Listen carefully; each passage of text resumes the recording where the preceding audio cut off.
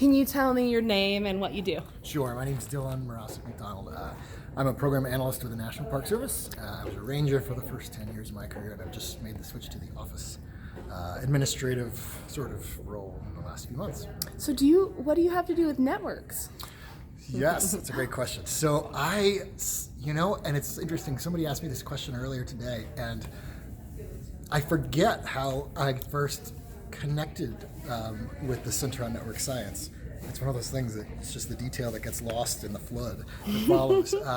But I started a network, co-founded sort of a network in the National Park Service, an intra-organizational network of employees to increase our information sharing, communication, leadership development, and innovation throughout the organization of the National Park Service.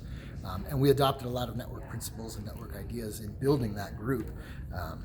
And then stumbled across the Center of Network Science and your work, and just sort of took off. I'm glad that I'm finally able to join you for these in-person meetings. So what was your highlight over the last 3 days? Oh, that's tough. Each day was so rich and had so much to offer. If I had to pick a highlight, I would probably say it was the unintentional integration and correlation of so many different themes that just seemed to evolve, which was really interesting to see. I was talking to a few people, just the crossover between some of like Darren's work that he was doing, some of the session that I was leading yesterday, some of the work that Jenna mentioned at the end. It was almost as if we had coordinated our messaging. Even Curtis and Tyrone's talks about more of that heart-centered work of networks. I feel like that was an undercurrent that flowed through almost everything that we did, which was exciting to see that sort of organically just grow among all the various speakers.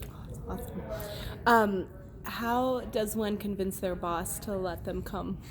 That's a great question. That's actually a very appropriate question, because I was not able to come last year because my boss would not let me. We won't put that in. Yes, thank you. I think it's always difficult to articulate the value of these types of gatherings. I feel oftentimes I have colleagues who will describe them as like developmental opportunities, and they are, but they go beyond that. They go well beyond that. And I think we need to adopt almost the network mindset, right? The idea of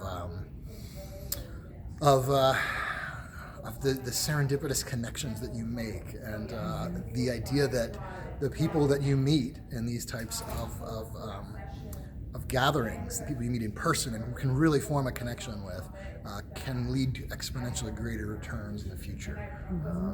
And that's difficult to articulate, I think.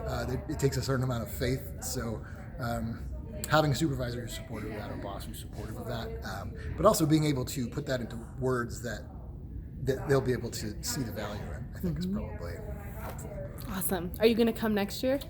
I would love to come next year, yeah. If I'm able and if I'm invited, I will be here. Yes.